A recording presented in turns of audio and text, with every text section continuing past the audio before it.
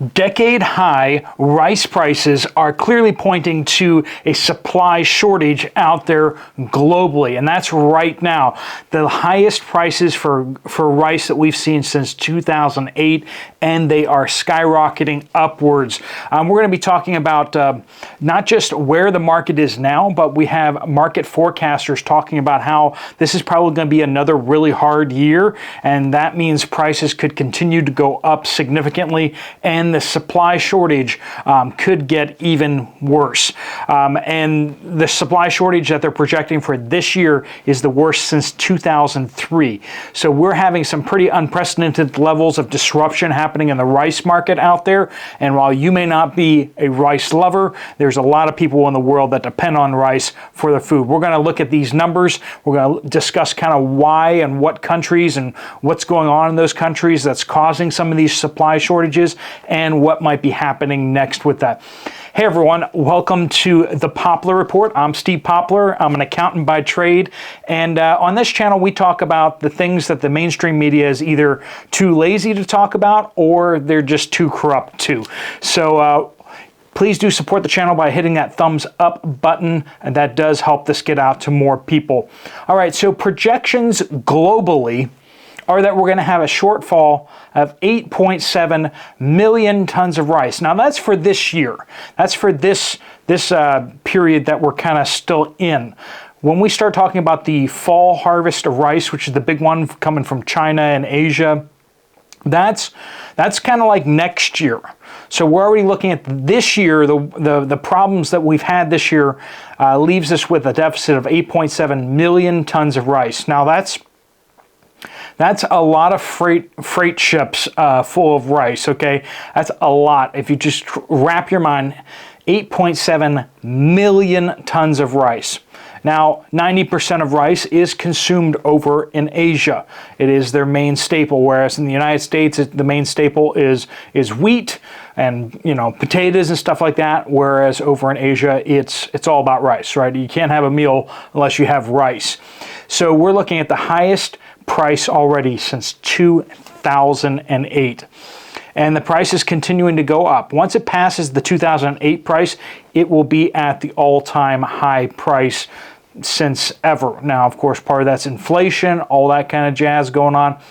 But why do we have this 8.7 million tons shortfall?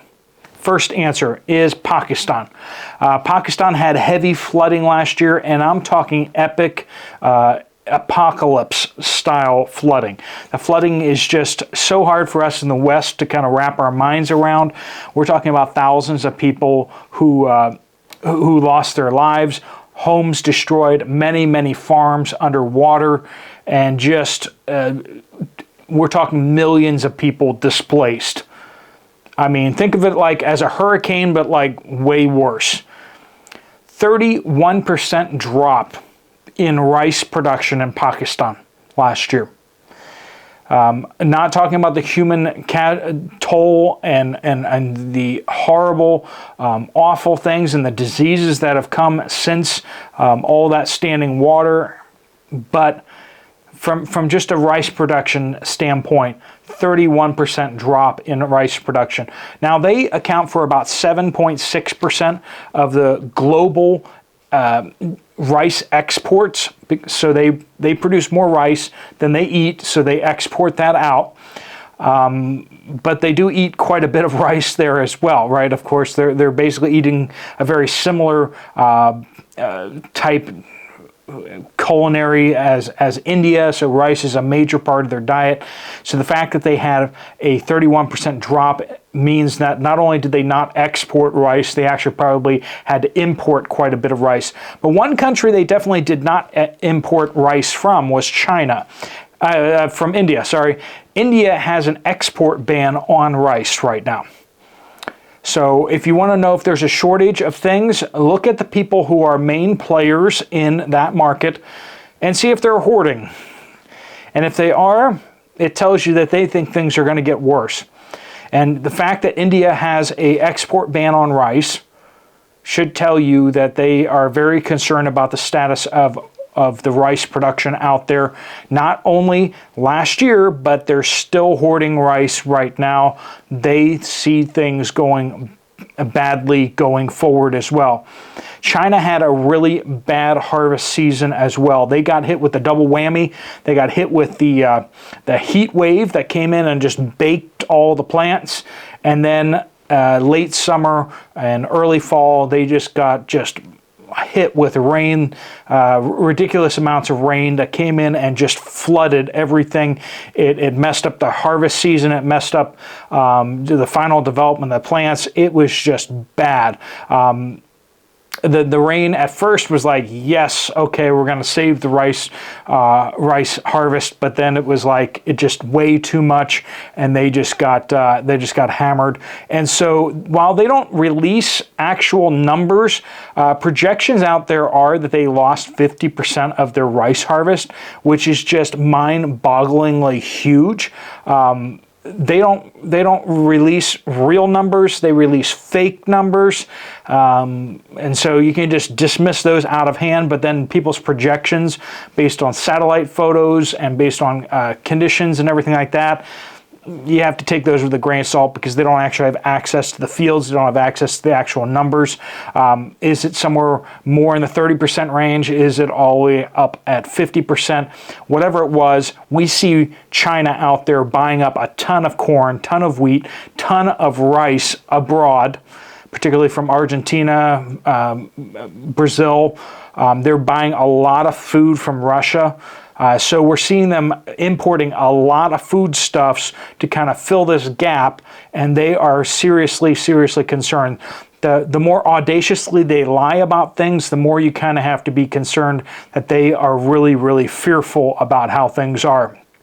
So China, it was really bad. But then we look over at the U.S. production. U.S. production was down as well. In California, we lost 50% of the acres in California because of the drought.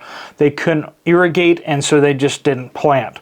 50% of the rice acres from the prior year, they didn't even plant, or they lost it over the course of the year. We lost 50% of the production of rice from California last year. Now, California is the second biggest rice producing state in the United States, Arkansas being number one.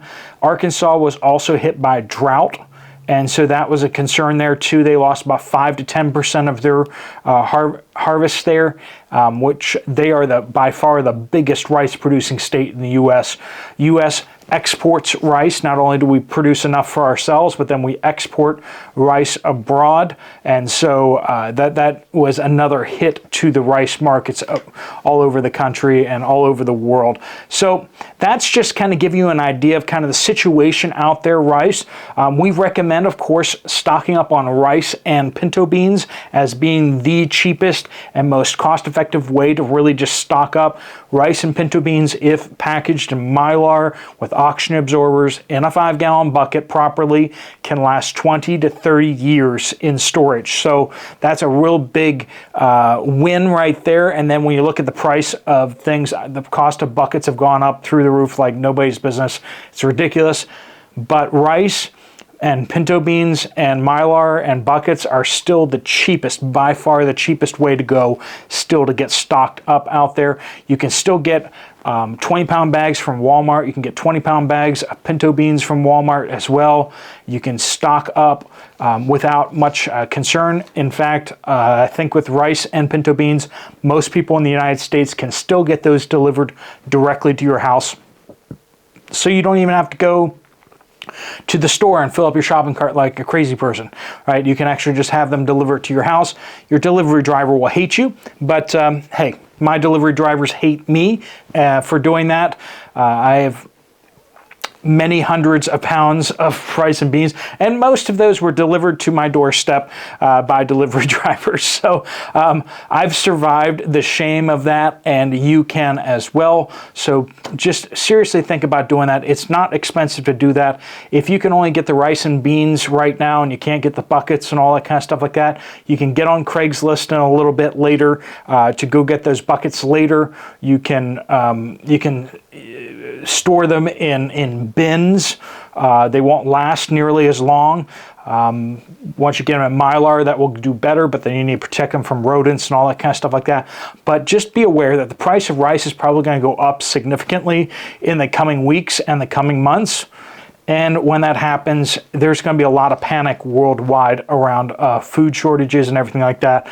Banking crisis, they just kept on going. Everybody knew that bad things were coming, but then suddenly, boom, they all just kind of explode. And the same thing with the food shortages is people see the writing on the wall that are looking at it. People in the market are like, these numbers don't add up. But it's going to be when the general populace realizes what's going on that things are going to suddenly get ugly. And at that moment, it may be too late to really get stocked up because you're going to see prices like you've never seen them before. How much will it cost for food? Well, how much would you be willing to pay for food instead of starving? And the answer for most people is whatever money I have is how much I'm willing to pay, because I'm willing to pay anything in order to keep my family eating. So that's what will happen to food prices. We saw that happen with eggs. You saw the price of eggs just go boom through the ceiling, right? And that was with lots of alternatives. People could just stop eating eggs for a couple weeks. And yet we saw the price of eggs just continue to spike upwards until people just stopped eating the eggs. What happens when it's rice? What happens when it's flour? What happens when it's all the foods on the store shelves going up simultaneously and the only alternative is not eating? That's when you're going to see prices like you've never seen them before. All right, folks, I'm just warning you here, letting you know what's going on there. If you haven't already subscribed, please do subscribe so that you're staying linked to this channel. I know YouTube keeps unsubscribing a bunch of people. It's all shady, but please do help support the channel that way. If you haven't already hit the like button, please do that. There's another video right here you might want to check out. I'll see you over there, or I'll see you later. Steve Poplar of the Poplar Report, out.